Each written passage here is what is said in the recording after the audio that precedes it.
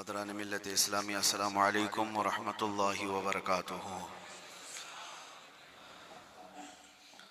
अल्हम्दुलिल्लाह अल्हम्दुलिल्लाहिल हन्नानिल मन्नान अल्लज़ी खलक़ल इंसाना व अल्लमहुल बयान वस्सलातु वस्सलामु अला रसूलिही सय्यिदिल इंसी वल जान व अला आलिही व अस्हाबिही ज़विल खैरि वल इहसान अम्मा बअद फ़अऊज़ु बिल्लाहि मिनश शैतानिर रजीम बिस्मिल्लाहिर रहमानिर रहीम इन्नल्लाहा मअल्लज़ीना इत्तक़ौ वल्लज़ीना हुम मुहसिनून सदक़ल्लाहु मौलानाल अज़ीम। बारगाह रिसालत मुआब सल्लल्लाहु अलैहि वसल्लम में दुरूद पाक का हदिया पेश करें।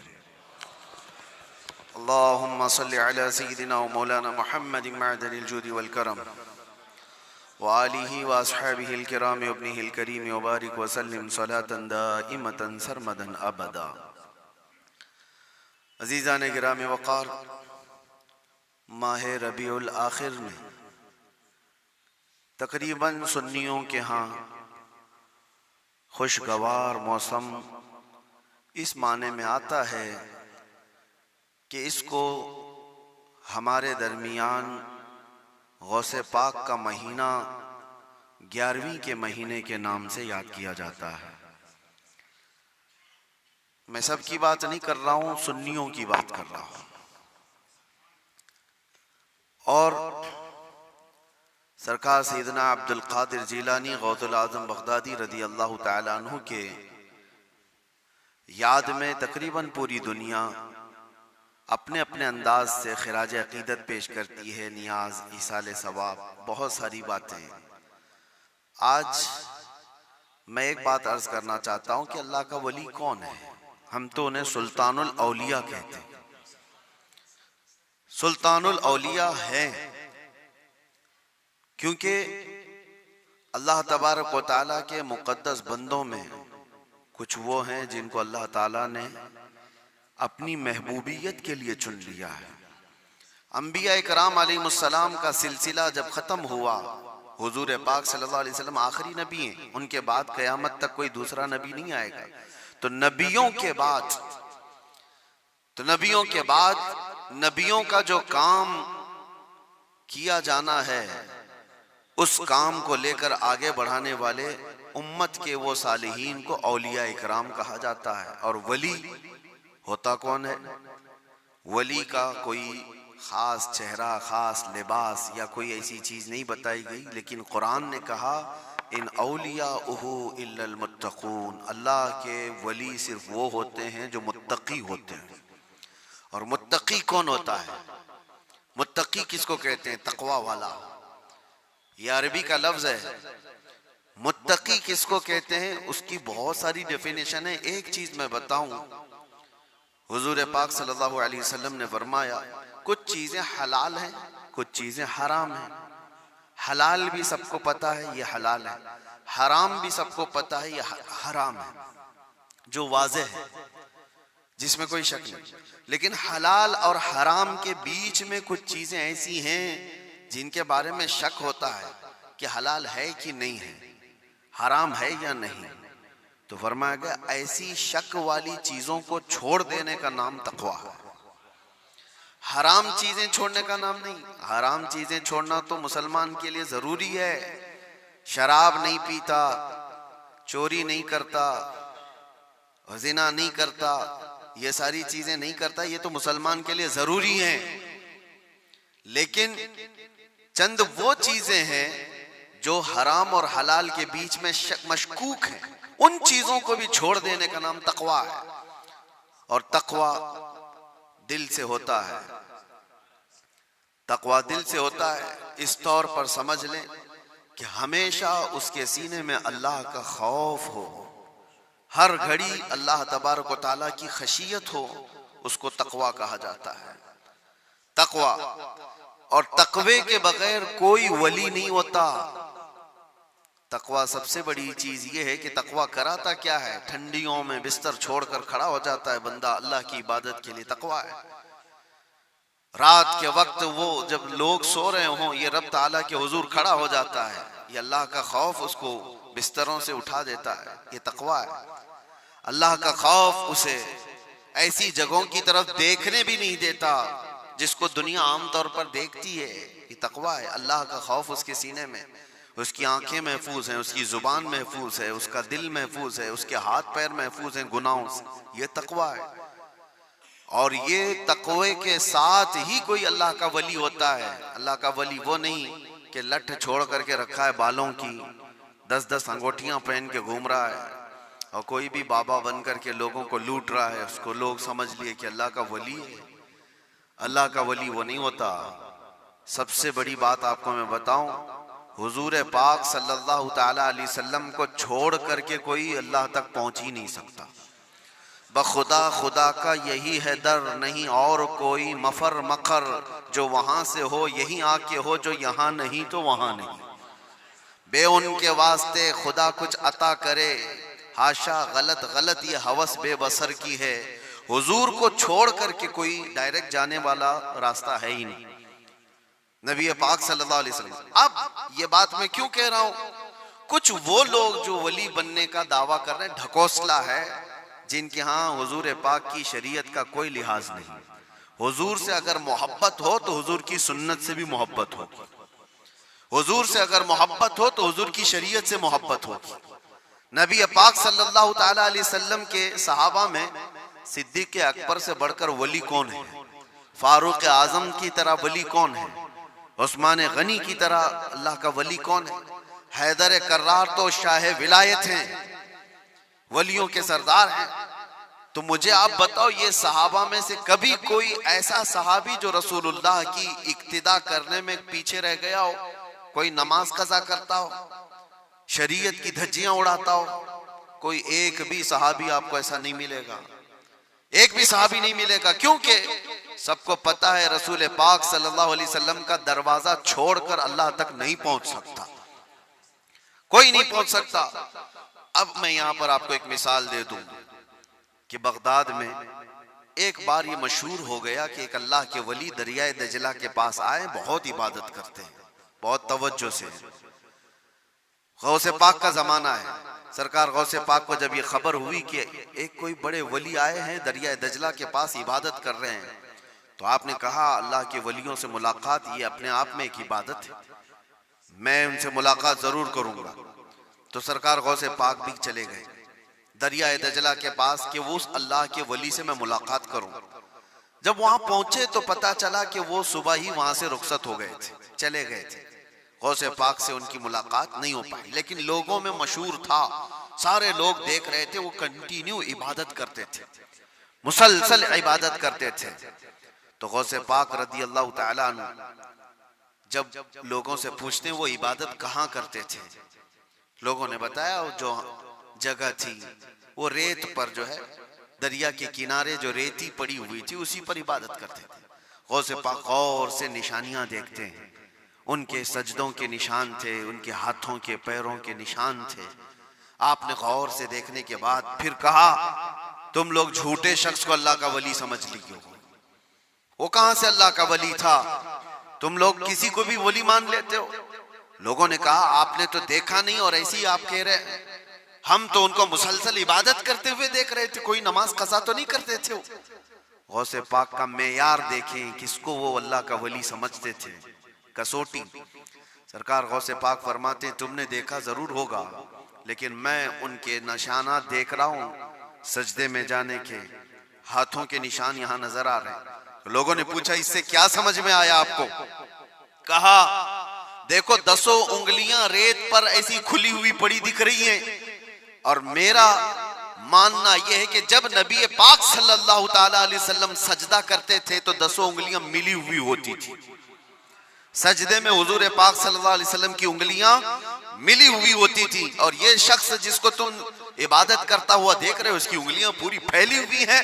जो हुजूर की सुन्नत पर अमल नहीं करता, मेरे नजदीक वो वली हो नहीं सकता, वो वली नहीं हो सकता। एक सुन्नत को तर्क करने पर गौसे पाक फरमाते हैं कि मैं उसको नहीं मानता वली।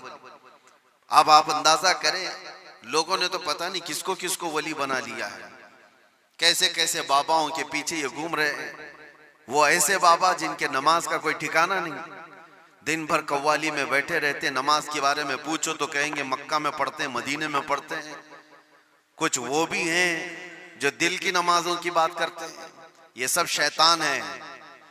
शैतान इस तरह के चेहरे बना करके उम्मत को गुमराह करता है। हमारे इलाके में एक मुरीद साहब आए हुए थे काफी साल पहले, किसी पीर साहब के। उन्होंने कहा था कि हमारे पीर साहब की नमाज अल्लाह ने माफ कर दिया है। मैंने पूछा था कि क्यों? कहा इतना तकवा हो गया, इतनी इबादत किए हैं कि उनको अब ये जाहिरी नमाज की जरूरत नहीं है, वो बातिनी नमाज पढ़ते हैं। मैंने उनको एक स्प्रे मारा था, वो अभी तक आए नहीं वापस। कहा शरीयत में 4 लोगों पर नमाज माफ है, 4 लोगों पर नमाज माफ है। नाबालिग बच्चा हो तो नमाज माफ है, अभी मतलब उस पर नमाज फर्ज ही नहीं हुई। दूसरे पागल हो, दिमागी नहीं है, तो भी नमाज माफ है। और तीसरे औरत की जो माहवारी आती हर महीने, हैज के दिनों में औरत को नमाज माफ है। चौथे बच्चे की विलादत हो जाए औरत, उसके बाद उसको निफास जो आता है वो 40 दिन तक भी हो सकता है मैक्सिमम, उतने दिन औरत को नमाज माफ है। ये 4 लोग हैं जिनको नमाज माफ है। मैंने मुरीद साहब से कहा था पीर साहब को पूछ लेना इन 4 में आप क्या हो। या तो तुम्हारा पीर नाबालिग होगा इसलिए नमाज माफ हो गई, या तो पागल होगा इसलिए माफ है, या तो फिर वो 2 कैटेगरी जो बड़ी डेंजर है। पूछ लेना। मेरे अजीजों, गौसे पाक पर नमाज माफ नहीं हुई तो ऐरे गैरे नत्थु खेरे की बात क्या है। सुल्तानुल औलिया गौसे पाक रदी अल्लाह ताला अन्हु के साथ ये हुआ था। आप नमाज पढ़ रहे थे, बादल का टुकड़ा एक साया बन करके आपके ऊपर तारी हुआ और उससे आवाज आने लगी, ए अब्दुल कादिर, मैंने तुझ पर सारे हराम को हलाल कर दिया है, मैंने तुझे नमाज माफ कर दी है, तूने इतनी इबादत कर डाली। और जाहिर सी बात है ये 4 दिन लोगों में बैठ करके इबादत करके ये समझ लें कि मैं बहुत किया हूँ। गौसे पाक तो वो हैं जिन्होंने 15 साल तक एक पांव पर खड़े होकर रात भर नमाज पढ़ी है, और तकरीबन 40 साल उनकी इबादत के ऐसे गुजरे हैं कि एक अंगूर के दाने से सहरी करते थे और आधे गिलास पानी से इफ्तारी कर लिया करते थे। ये गौसे पाक की इबादत और मुजाहिदात इतने सालों के बाद अगर कोई कहे उनको तो बात तो ऐसी लगती है ना कि शायद दिमाग में ये बात आ जाए, हाँ इतने सालों की इबादत हुई, बादल के टुकड़े से आवाज आए कि अब्दुल कादिर मैंने सारे हराम हलाल कर दिए तुम पर और नमाजें माफ कर दी। लेकिन वो ऐसे वैसे लोगों की सोहबत पाए हुए और मौसमी तरीकों के वली नहीं थे। गौसे पाक रदी अल्लाह ताला अन्हु शान महबूबियत पर फाइज थे। आपने बरजस्ता कहा यह आवाज रहमान की नहीं है, ये शैतान की है। जब नबी पाक सल्लल्लाहु अलैहि वसल्लम पर नमाज माफ नहीं हुई तो मैं कौन होता हूं? अल्लाह के रसूल सल्लल्लाहु अलैहि वसल्लम जो साहबे शरीयत हैं, हुजूर ने नमाज नहीं छोड़ी और वो भी आखिरी वक्त तक। जानते हो रिवायात में मौजूद है उस वक्त रसूलुल्लाह सल्लल्लाहु अलैहि वसल्लम हुजरे से बाहर आ रहे थे जब आपकी वफात को चंद ही दिन बाकी थे। हुजूर की वफात को, हुजूर के इंतकाल को चंद दिन बाकी थे। हजरत अबू बकर सिद्दीक इमामत कर रहे थे, लेकिन उसके बावजूद रसूल पाक सल्लल्लाहु अलैहि वसल्लम सख्त अलालत के बाद हुजरे से बाहर तशरीफ लाए थे, इस हालत में कि रिवायात में मौजूद है हुजूर 2 सहाबा के कंधों पर हाथ रख करके बाहर आ रहे थे, पैर जमीन पर नहीं लग रहे थे। इस कदर शिद्दत की तकलीफ के साथ भी नबी पाक सल्लल्लाहु अलैहि वसल्लम मस्जिद में तशरीफ ला रहे हैं और यहाँ मुर्ग मुसल्लम तोड़ते हुए बैठे हुए वो पीर कहते हैं कि हमारे लिए नमाज माफ है। गौसे पाक ने जब ये कहा कि ये रहमान की आवाज नहीं, ये शैतान है, मेरे लिए नमाज माफ नहीं हो सकती, तो गौसे पाक रज़ियल्लाहु ताला अन्हु पर उसने गुरूर और तकब्बुर में लाने के लिए एक दूसरा हमला किया था और कहा अब्दुल कादिर तुम बहुत पढ़े लिखे हो, बहुत इल्म है तुम्हारे पास, तुम पढ़े लिखे ना होते, इल्म ना होता तो आज मेरे गुमराही में आ जाते। शैतान अपनी असली हालत पर आ गया। कहा ठीक है तुमने मुझे पहचान लिया, लेकिन तुम बहुत पढ़े लिखे हो, तुम्हारा इल्म इतना है कि तुम बच गए। गौसे पाक ने कहा तू दूसरा हमला कर रहा है मुझ पर, मेरे इल्म ने नहीं बचाया, मुझे रब के फजल ने बचाया। यहां पर भी आदमी बहक सकता है, अगर हाँ कह दिया कि हाँ मैं तो पढ़ा लिखा हूं, मैं बहुत इल्म वाला हूं, इसीलिए बहुत सारे इल्म वाले भी भस्म हो गए, इल्म वाले भी बहक गए। इल्म के साथ रब का फजल है तो फिर वो बच जाता है। मेरे अजीजों, अर्ज ये करना है कि हुजूर पाक सल्लल्लाहु अलैहि वसल्लम की शरीयत को छोड़ करके कोई वली नहीं हो सकता। गौसे पाक रज़ियल्लाहु ताला अन्हु की 11वीं करने वाले, नियाज करने वाले, सबसे मेरा एक ही कहना है और सबके लिए एक मैसेज है कि तुम्हारी 11वीं, तुम्हारे खिचड़े, तुम्हारे नियाज ये फर्ज नहीं, ना ही वाजिब हैं, मुस्तहब के दर्जे में आ सकते हैं, लेकिन फज्र की नमाज से लेकर इशा की नमाज तक फर्ज ये तुम्हारे ऊपर ऐसा जरूरी है कि इस चीज के लिए कोई माफी नहीं है। एक साल तुमने देग नहीं बनाई, नियाज नहीं की, तो कयामत के दिन नहीं पूछा जाएगा कि तुम गौसे पाक की फातिहा करते थे कि नहीं करते थे। ये सवाल नहीं होगा, लेकिन ये सवाल जरूर होगा कि फज्र में उठे क्यों नहीं थे। ये सवाल जरूर होगा इतनी नमाजें कज़ा क्यों हुई तुमसे। मेरे अजीजों, नवाफिल और मुस्तहब्बात में पड़ी हुई ये उम्मत, मैं मना नहीं करता, आप शौक से, हम भी करते हैं गौसे पाक रज़ियल्लाहु ताला अन्हु के दरबार में इसाले सवाब के लिए, मरहुमीन के लिए हम नियाज, फातिहा, सारी चीजें करते हैं, लेकिन इसका मतलब ये नहीं है कि कुल वही है और अल्लाह तबारक व तआला की ये इबादतें कुछ माना नहीं रखती। नमाज नहीं है, कुरान नहीं है। अजीज़ान गिरामी, मैं उन लोगों से पूछता हूँ जो 2-2, 3-3 घंटे कव्वालियों पर रक्स करते हैं, कुरान की एक सूरे भी तो सुन के दिखाओ।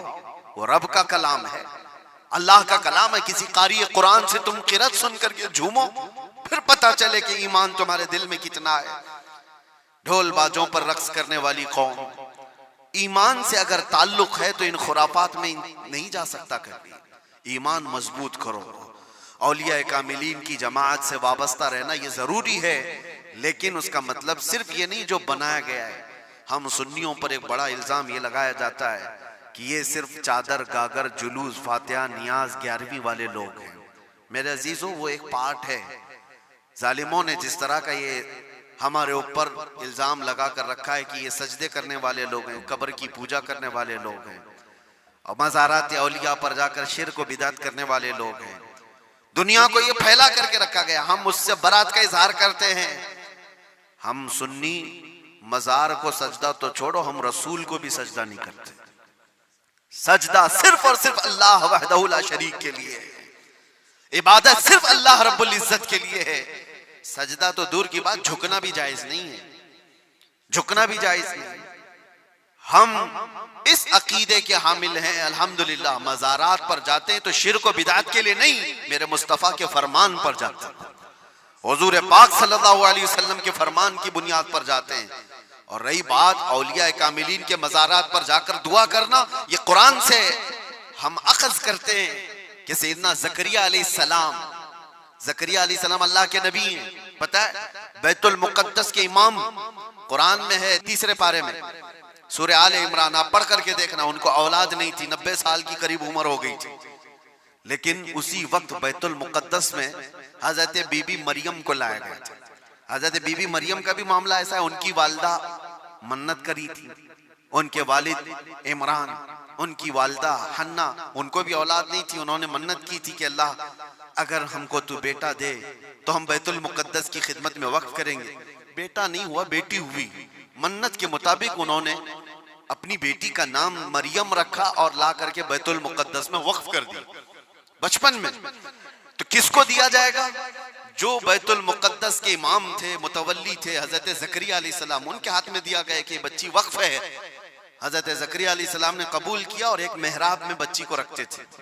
कुरान में ये जिक्र है, मैं बता रहा हूं आपको। और हजरत ज़करिया अलैहिस्सलाम कहते हैं, कुल्लमा दखल अलैहा ज़करिया अल-मिहराब वजद इंदहा रिज़्क़ा क़ालत या मरियम अन्ना लकी हाज़ा क़ालत हुवा मिन इंदिल्लाह इन्नल्लाहा यर्ज़ुक़ु मन यशाअु बिग़ैरि हिसाब। जब जब हजरत ज़करिया अलैहिस्सलाम मेहराब मरियम में जाते तो कहते हैं किस्म किस्म के फल वहां पर रखे हुए पाते थे। तो हजरत ज़करिया पूछते, मरियम ये सब तेरे पास कहां से आता है? हजरत मरियम कहती है, सब अल्लाह की तरफ से है, अल्लाह जिसे चाहे बेहिसाब रिज़्क़ देता है। मरियम कौन है? नबी नहीं है। हजरत मरियम हाँ अल्लाह की वलियां हैं, पाकीज़ा मुक़द्दस हस्ती। लेकिन उनको अल्लाह तबारक व तआला ने वो करामात से नवाजा था, वो बचपन में फल वगैरह उनको रिस्क के तौर पर पहुंच रहा था। इसके बाद की जो आयत है अब सुनो, इसके बाद ये जो वाकया है उसके बाद की आयत कुरान पाक में सूरह आले इमरान में रब ताला फरमाता है हुनालिका दआ ज़करिया रब्बह क़ाल रब्बि हबली मिन लदुनका ज़ुर्रियतन तय्यिबतन इन्नका समीउद दुआ। ज़करिया अलैहिस्सलाम को भी औलाद नहीं थी, तो उसी मरियम के मेहराब में खड़े हो गए जहां बीबी मरियम थी, कहा ऐ अल्लाह मुझे भी एक बेटा अता कर दे। हुनालिका दआ ज़करिया रब्बा, ये कुरान की आयत है। ज़करिया अलैहिस्सलाम ने अपने रब से दुआ की, अल्लाह मुझे भी एक बेटा दे दे, तेरी जानिब से नेक और साले बेटा अता कर दे।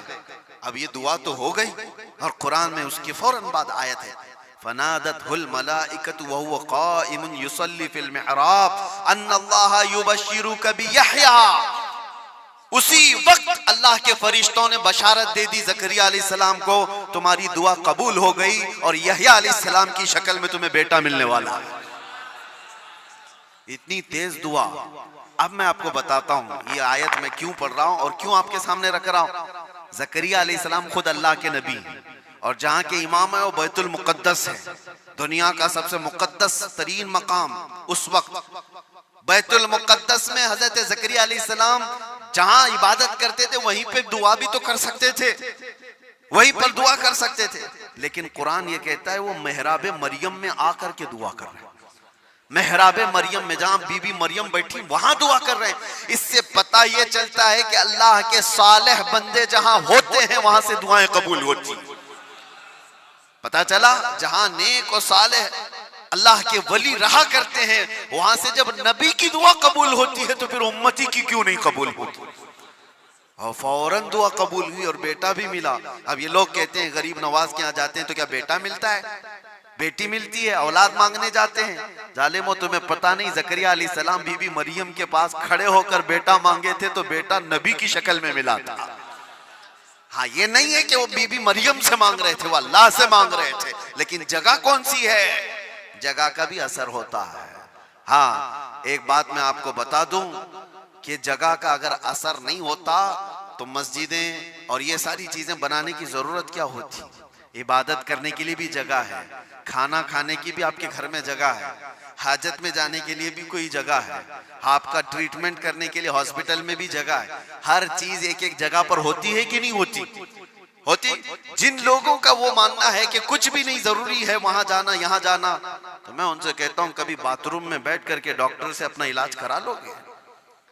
जगह तो जगह ही है, बैठे हो नहीं है, आपको पता है उसके लिए हॉस्पिटल जाना होगा, उसके बेड पर सोना होगा, वहां पर वो कुछ ट्रीटमेंट करेगा। क्या जरूरत है, पूछते डॉक्टर से आ जाओ मेरे टॉयलेट में इलाज कर लो, यही इंजेक्शन लगा लो। मेरे अजीजों गंदगियों में बैठा हुआ आदमी वो अपना इलाज कराने के लिए भी उठ करके चला जाता है। बिला तशबीह बिला तमसील मैं आपसे कह रहा हूं कि हम पता नहीं कैसे कैसे गुनाहों में मुब्तला हैं। यहाँ से निकल करके हम उन पाक सुथरी जगहों में जाते हैं जहां अल्लाह के वली आराम फरमा, और उस जगह पर खड़े होकर हम अल्लाह ही से दुआ करते हैं और पाकीज़ा मकाम की बरकत से अल्लाह दुआएं कबूल करता है। ये सुन्नियों का अकीदा मैं बता रहा हूँ, जालिमों का बनाया हुआ नहीं पता हमको। सुन्नियों का अकीदा ये, हम उन पाकीज़ा मुकद्दस हस्तियों की बारगाह में इसलिए जाते हैं। ये एक चीज नहीं है, ऐसी कई मिसालें हैं, कई मिसालें। हदीस अल इसरा वल मिअराज जो हुजूर सल्लल्लाहु अलैहि वसल्लम के मेराज का सफर है ना, उस सफर में एक रिवायत ये भी मिलती है कि एक जगह पर हुजूर पाक सल्लल्लाहु अलैहि वसल्लम रुक गए। हजरत जिब्राइल अमीन ने कहा यहाँ पर आप 2 रकात नमाज पढ़ लें। हुजूर पाक सल्लल्लाहु अलैहि वसल्लम ने वहां पर 2 रकात नमाज अदा की और उसके बाद पूछा जिब्राइल से ये कौन सा मकाम है, तवज्जो। तो हजरत जिब्राइल अलैहिस्सलाम ने कहा ऐ अल्लाह के नबी ये वो जगह है जहां हजरत ईसा अलैहिस्सलाम की पैदाइश हुई थी। बीबी मरियम से हजरत ईसा अलैहिस्सलाम की पैदाइश हुई थी, वहां पर हुजूर पाक सल्लल्लाहु अलैहि वसल्लम ने 2 रकात नमाज अदा की। हाँ जगह को आप सल्लल्लाहु ताला अलैहि वसल्लम ने अपने नमाज का मुसल्ला बनाया। इस रिवायत से मैं आपको बताना चाहता हूं जहां ईसा अलैहिस्सलाम पैदा हुए वहां हमारे नबी नमाज पढ़े, और जहां मेरे मुस्तफा पैदा हुए हो, क्या वो जगह दुआओं की कबूलियत की नहीं हो सकती। सिर्फ इतना ही नहीं मेरे अजीजों, मुकद्दस मकामात को अल्लाह तबारक ताला ने खुद फरमाया है खुद फरमाया है कि आप खाने काबा जाते हैं तवाफ करने के लिए, तवाफ करने के बाद जैसे ही तवाफ खत्म होता है उसके बाद सबसे पहला काम आपका क्या है? कुरान कहता है पहले पारे में, वत्तखिदू मिन मकाम इब्राहीम मुसल्ला, मकाम इब्राहिम को अपनी नमाज की जगह बना लो। मकाम इब्राहिम है क्या चीज? मकाम इब्राहिम क्या है? जाकर के आप देखना, उसमें एक पत्थर है जिसपे हजरत इब्राहिम अलैहिस्सलाम के 2 पैरों के निशान है, बस इसके अलावा क्या है? एक पत्थर है, उस पर इब्राहिम अलैहिस्सलाम के 2 पैरों के निशान है। तो उस पत्थर के पास रब तबारक व तआला फरमाता है तुम अपनी नमाज पढ़ो, हाजी हो कि मोतमिर हो कि खाली तवाफ करने वाला हो, 7 चक्कर तवाफ के बाद मकाम इब्राहिम पर वो जरूर 2 रकात नमाज पढ़ेगा, 2 रकात नमाज पढ़ेगा। इनको पता नहीं, जो एतराज करने वाले वो पूछते नहीं कि पत्थर को इबादत कर रहे हैं लोग, यहाँ पे पत्थर को सजदा करने जा रहे हैं। नहीं जालिमो, पत्थर को सजदा नहीं कर रहे, ये रहमान का हुक्म है, रहमान का हुक्म है। इसलिए हुक्म है कि वो पत्थर अब अफजल हो गया जिस पर अल्लाह के नबी के पैरों के निशान हैं, जिस पर खड़े होकर इब्राहिम अलैहिस्सलाम ने पूरे काबे की इमारत तामीर की थी, वो पत्थर अफजल हो गया। अब आप सोचो, पत्थर खड़े होने वाले नबी की वजह से अफजल है, तो फिर वो नबी कितने अफजल हैं? हाँ, उनके कदम कितने अफजल हैं। हम तबर्रुकात वाले लोग हैं, इसलिए हम उनकी नहीं मानते। हम तो छोटी सी भी कोई चीज निस्बत की मिलती है तो हम उसको एहतराम से सर आंखों पर रखते हैं। आज भी बिहम्दिही ताला हुजूर पाक सल्लल्लाहु अलैहि वसल्लम के मुँह मुबारक पूरी दुनिया में देखे तो सुन्नियों के पास ही मिलेंगी, क्योंकि कदर उनको ही है और वो चाहते हैं कि हुजूर पाक सल्लल्लाहु अलैहि वसल्लम से रिलेटेड जो भी चीज है वो अजमत वाली है। औलिया कामिलीन की बात कर रहे हैं मेरे अजीजों, बहुत सारी बातें हैं। अब आपको मैं बताता हूँ, जो एक बड़ा सवाल ये है कि ये औलिया इकराम के लिए कहानियां गढ़ लेते हैं लोग, करामत करामत करामत कहते हैं। जो करामत का इनकार कर रहा है वो कुरान का इनकार कर रहा है। हाँ, हर वली की करामत तो कुरान से मैं नहीं बता रहा, लेकिन अल्लाह तबारक व तआला ने जो फरमाया वो आपको बता रहा। हमने कहा गौसे पाक रज़ी अल्लाह तआला अन्हु, अब चंद बातें मैं सरकार गौसे पाक की बताकर इस एतराज का जवाब देता हूँ। सुल्तानुल औलिया गौसे पाक रज़ी अल्लाह तआला अन्हु की बारगाह में एक औरत आई, अपने बच्चे को लेकर कहा कि इसको अपने पास रख लीजिए। आपने कबूल कर लिया, बच्चा तरबियत में आ गया। गौसे पाक की बारगाह में रहना पलना किसके नसीब में हो। चंद महीनों के बाद वो खातून आई, अपने बेटे को देखा, बहुत दुबला पतला, बिल्कुल कांडी हो गया, हड्डियां निकल गई। माँ तो माँ है, देखती है बच्चा कैसा हो गया, सूख गया, काटा हो गया। तो उसने देखा कि गौसे पाक कहाँ है। जा करके देखती है अंदर तो गौसे पाक के दस्तरखान पर अच्छी अच्छी ग़िज़ाएं थी, कुछ मुर्ग गोश्त वगैरह रखे हुए थे, और ये बूढ़ी औरत का बेटा सूखी रोटी पानी में भिगो कर खा रहा है, कोने में बैठा हुआ। अब एक माँ को लगे ही बात, खुद इतना अच्छा खाना खा रहे हैं, मेरे बेटे को परवरिश में रखे, कैसा खाना खिला रहे इसको।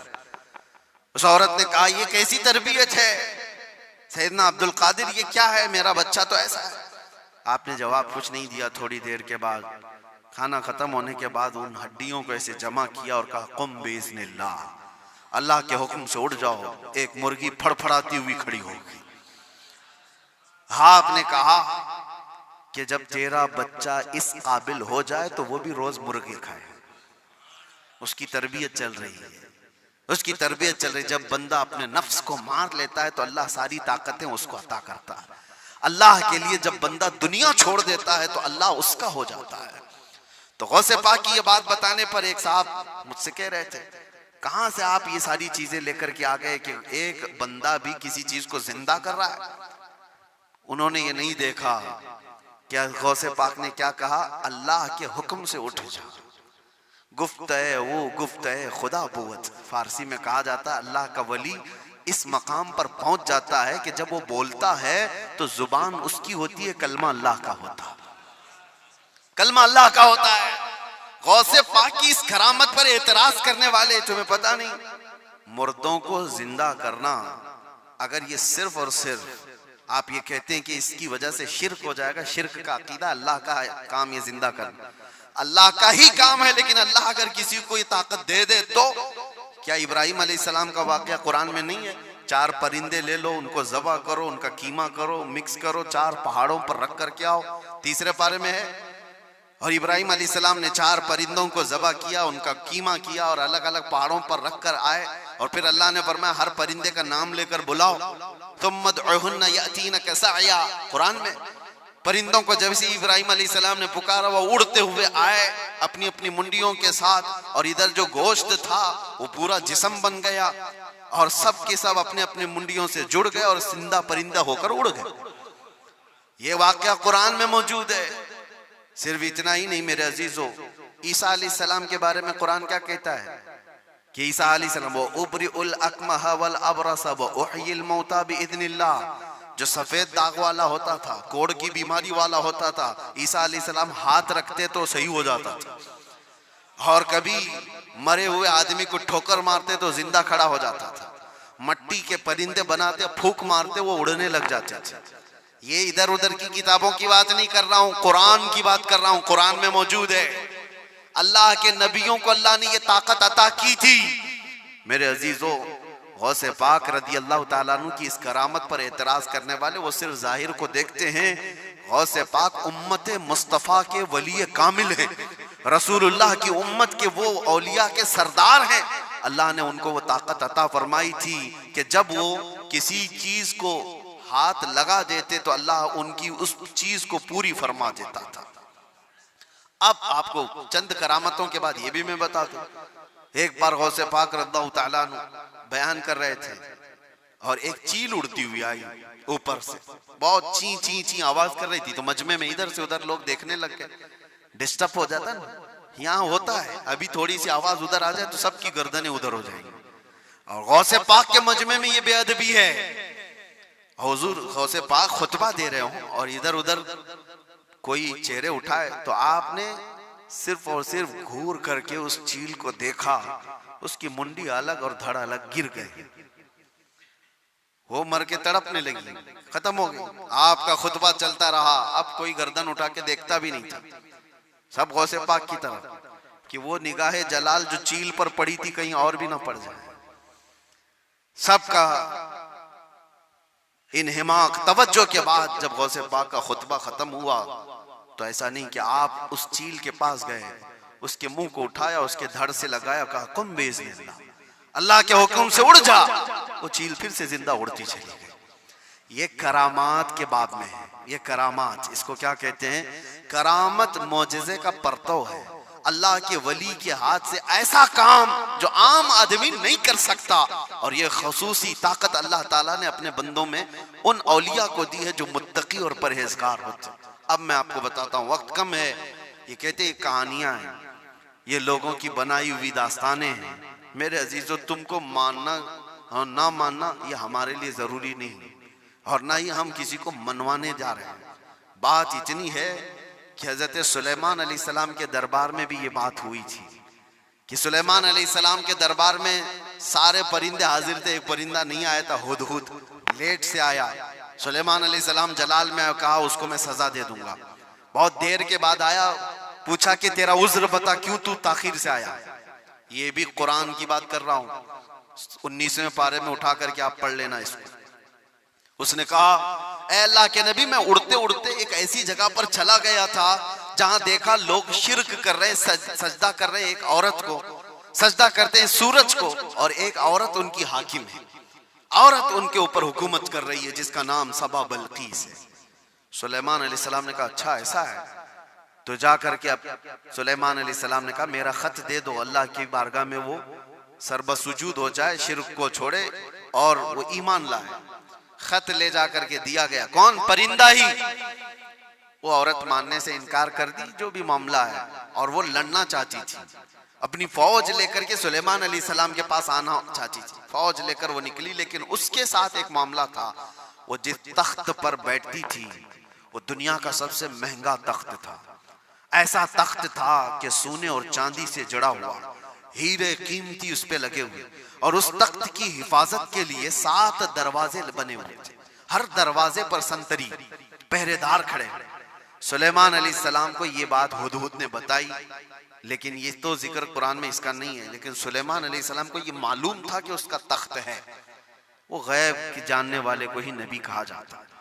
आपने सिर्फ अपने मजमे में इतना कहा, सुना है बल्कीस अपने यहां से निकले। बल्कीस कहां रहती थी? यमन में। सुलेमान अलैहिस्सलाम कहां रहते थे? फिलिस्तीन में। आप डिस्टेंस आज के जमाने में भी नाप के देख लेना कितने किलोमीटर का है। यमन कहां है और फिलिस्तीन कहां है। सुलेमान अलैहिस्सलाम ने अपने मजमे में सिर्फ इतना कहा, कोई है जो बल्कीस के आने से पहले वो तख्त मेरे पास लेकर आ जाए, जो तख्त हिफाजत में है, 80 गज लंबा, 40 गज चौड़ा, छोटा मोटा नहीं, 80 गज लंबा, 40 गज चौड़ा और उतना ही मोटा। तो सुलेमान अलैहिस्सलाम ने जब ये कहा तो किसने जवाब दिया सबसे पहले? वो भी कुरान में, क़ाल इफ़रीतुम मिनल जिन्नि अना आतीक बिही क़ब्ल अन तक़ूम मिन मक़ामिक। एक जिन खड़ा हुआ, जिन्नात जो मुवक्किल हाजिर करने के लिए बाबा लोग चिल्ले कर रहे हैं, उनको भी बयान कर रहा हूं मैं। कुछ लोग ये समझते हैं जिन्नात मिल जाना चाहिए हाथ में, वो कर दूंगा, ये कर दूंगा। जिन्नात हाथ में आ गए तो पूरी बैंक लूट लूंगा, जिन को लगा दूंगा, थैले भर भर के पैसे ला कर दे देगा। जिन की हैसियत क्या है तुम्हें पता भी नहीं, किसी दिन उठा के तुमको ही पटक देगा। जिन क्या कहता है कुरान में है, ऐ अल्लाह के नबी मैं ला के दूंगा, वो तख्त मैं ला करके दूंगा। कब तक? आपकी ये मजलिस खत्म होने से पहले। अभी अगर मजमे में कोई मुझसे कह दे जुम्मा की आपका बयान होने से पहले मैं एक काम कर दूंगा, तो आपको समझ में आ जाएगा कितना टाइम है, बस 4-5 मिनट की बात होगी। उस जिन ने कहा, अच्छा ये सुनने के बाद आपको भी लग रहा होगा जिन ने कहा है तो ठीक है ला के दे सकता है, जिन्नात की ताकत सबके दिमागों में बैठी हुई है। जिन तो मतलब जिन है, यहां से उड़ा उधर पहुंचा, उधर से उड़ा इधर पहुंचा, यही दिमाग में है ना, कुछ भी कर सकता है जिन, ये सबके दिमाग में है। लेकिन सुलेमान अलैहिस्सलाम ने उस जिन से कहा, नहीं इससे भी जल्दी कोई ला सकता है। दूसरा जिन नहीं खड़ा हुआ, क्या इस जिन को इतनी ताकत नहीं है, मैं ला सकता हूं। दूसरा जिन नहीं खड़ा हुआ। कुरान कहता है, क़ाल अल्लज़ी इंदहु इल्मुम मिनल किताब, किताब का इल्म जिसके पास था, अल्लाह का एक वली खड़ा हुआ सुलेमान अलैहिस्सलाम की उम्मत में। वो कहता है अल्लाह का वली, जिनका नाम आसिफ बिन बरकिया बताया जाता है, उन्होंने कहा, अना आती कभी क़ब्ल अन यरतद्द इलैका तरफुक। ऐ अल्लाह के नबी मैं वो तख्त लाऊंगा, कितनी देर में? कहा कि आपकी पलक झपकने से पहले। और फिर कुरान कहता है, फलम्मा रआहु मुस्तक़िर्रन इंदहु। सुलेमान अलैहिस्सलाम की बात कंप्लीट भी नहीं हुई थी, आपने पलट कर देखा तो वो तख्त वहां हाजिर था। कौन लाया? सुलेमान अलैहिस्सलाम खुद नबी हैं, उनका पावर अपनी जगह पर, लेकिन लाने वाला नबी नहीं था, वो उस उम्मत का वली था। किस उम्मत का? बनी इसराइल में है। सुलेमान अलैहिस्सलाम बनी इसराइल के नबी हैं। बनी इसराइल के एक उम्मती वली ने वो तख्त पलक झपकने से पहले हाजिर कर दिया।